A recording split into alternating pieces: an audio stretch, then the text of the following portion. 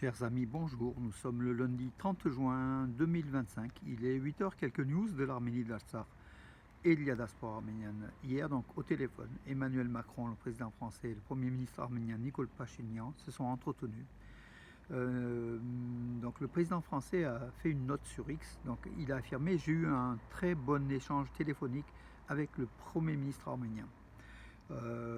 Yerevan a affirmé que Nikol Pachinian et le président français ont discuté de la situation dans la région, sans doute de la situation en Arménie avec les tensions entre le gouvernement Pachinian et l'église arménienne et diverses choses. La situation régionale, sans doute aussi la guerre Israël-Iran et la position de l'Arménie. Voilà donc l'information hier. Donc ce coup de fil entre Macron et Nikol Pachinian. Bien sûr, donc encore Etchmiadzin, Saint-Etchmiadzin et le gouvernement arménien, c'est tendu, très tendu. Monseigneur Bagrat Kalstanian, depuis sa prison, il affirme: nous sommes revenus à 1937, à l'essence même d'un gouvernement aux caractéristiques identiques à celles des dictateurs soviétiques, dont l'effondrement est inévitable. 1947, voilà, des églises qui brûlent, le clergé qui est enfermé, ça rappelle les années sombres staliniennes en fait, où l'Arménie a donné beaucoup de victimes à ces purges staliniennes, ce qu'on appelle, voilà, une pression de l'État soviétique contre l'Arménie soviétique. C'était à l'époque où on a perdu des intellectuels, des écrivains, beaucoup de personnes qui ont été soit amenées en Sibérie, soit liquidées dans les prisons. 1937, voilà, donc le Bagrat Kalstanian, depuis sa prison, où il est détenu pour un minimum de 2 mois, soupçonné d'attentat de coup d'État contre le gouvernement arménien. Voilà, vrai ou présumé. Donc, vous savez, à quelques mois des élections législatives, tout est possible et que peut-être le clan Pachinian peut fabriquer aussi des pièces. D'ailleurs, il a limogé Nikol Pachinian, c'est quand même un indice, il a limogé le chef du service de sécurité nationale d'Arménie, qui ne voulait pas, Armen Abrazian, qui ne voulait pas sans doute faire cette mauvaise mission d'enfermer des ecclésiastiques ou d'arrêter Bagrat Kalstanian, et puis d'autres membres de Saint-Etchmiadzin, voilà, ou des politiques, tout simplement.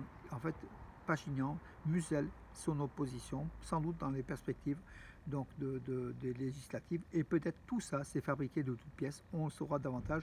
En tout cas, nous on veut suivre dans le détail et voir les charges qui sont retenues contre ces détenus de ce coup d'État, de ceux qui auraient pu organiser éventuellement un coup d'État. Nikol Pachinian, d'ailleurs, il a justifié que les services de sécurité nationale d'Arménie me rencontrent quotidiennement, et c'est ainsi que j'ai reçu des données sur la vie du clergé. Bon, enfin, la vie du clergé, la vie du catholicos, toute l'Arménie connaît.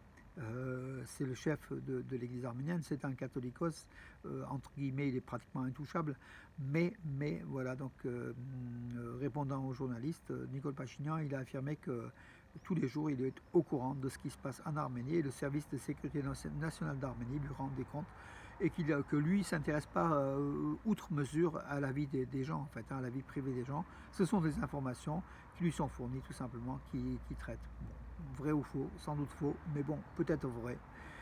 À vous de juger, mes amis.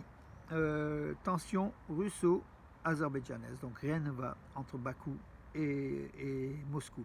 Pourquoi? Parce qu'en fait, la FSB, la police, la gendarme, FSB, c'est la police qui est assez dure de Poutine, est intervenue dans la ville d'Ekaterinbourg, en Russie, dans une réunion d'Azéris. 2 Azéris ont été tués, 7 ont été blessés, 20 ont été donc mis en prison pour trafic. Voilà, c'était à Ekaterinbourg, dans la région de Russe.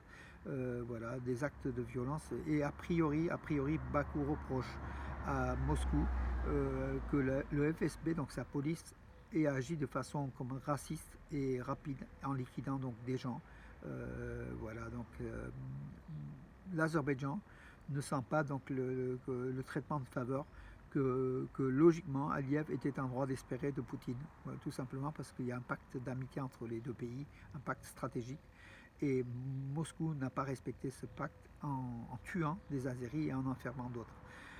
Voilà, donc d'ailleurs il a rappelé Bakou a rappelé c'est quoi, son ambassadeur ou non, en réponse, donc Bakou a convoqué, le ministre des Affaires étrangères, au ministère des Affaires étrangères, le chargé d'affaires russe, Piotr Volokovitch, voilà, et a déposé une plainte officielle. Voilà, donc rien ne va plus entre la Russie et la Russie et l'Azerbaïdjan. De toute façon, ça ne pouvait pas tenir, hein, avec des dictateurs. En général, il y a très très vite, rapidement, donc des points d'achoppement, des points de discorde. Et c'est ce qui se passe actuellement entre la Russie et l'Azerbaïdjan. On se régale. Donc nous, pour l'Arménie, donc c'était attendu, hein. Donc, on verra bien la suite à donner. Peut-être les Russes vont encore plus soutenir l'Arménie qui se tourne vers l'Europe, mais tout en n'oubliant pas que le partenaire russe est un partenaire important dans la région. Alors, autre élément, d'ailleurs j'ignorais, hein, l'assistant spécial du président iranien a rendu visite à une famille arménienne de Téhéran qui a été touchée par un bombardement, une attaque israélienne lors de la guerre de 12 jours entre Israël et l'Iran. Voilà, donc une famille, donc Sayed Mahmoud Alavi, donc un Ojatul Islam, enfin c'est le monde des mollahs. Voilà. Il a rendu visite dans un hôpital à Téhéran où il y avait aussi une famille arménienne, Anaït Shahbazian, 72 ans, grièvement blessée. 4 autres membres de sa famille ont été légèrement blessés et sont sortis de l'hôpital. Voilà, donc nos 3 autres membres, voilà, sont sortis de l'hôpital. Elle est toujours donc grièvement blessée. Anaït Shahbazian, victime des attaques israéliennes sur Téhéran. Voilà. Voilà mes amis, écoutez, j'en ai terminé pour aujourd'hui. Je vous donne rendez-vous donc ce soir à 18h30 dans l'émission Sport de Rajak Sassounsi à Radio Arménie, où il y aura une personne qui sera interviewée, qui est très très très intéressante, vous verrez, qui fait une action humanitaire au profit de son frère atteint d'une tumeur du cerveau. C'est un Arménien, hein, de France, voilà. Et il fait à vélo donc entre Lyon et le sud de l'Espagne sur pratiquement 1600 kilomètres de distance. J'en suis au kilomètre carré de l'Arménie, de la République d'Arménie, des 29 743. Ça nous reste dans la tête tellement que Pachinian a martelé ce chiffre, mes amis, alors que nous, l'Arménie, c'est plus de 300 000 km dans nos têtes, avec l'Arménie occidentale, l'Arménie historique, spoliée par la Turquie aujourd'hui, donc occupée par la Turquie. Et puis l'Artsakh occupée aussi par l'Azerbaïdjan. Voilà mes amis pour aujourd'hui, je vous souhaite une bonne journée, une journée très très chaude. Donc voilà, donc on est encore une fois dehors aujourd'hui, un peu de fraîcheur ce matin, puis cet après-midi ce sera plus compliqué. En tout cas, c'est le lot de toute la France, cette canicule, mes amis, pourvu que ça ne dure pas très longtemps. Voilà mes amis pour aujourd'hui, je vous donne rendez-vous à demain et je vous souhaite une bonne journée.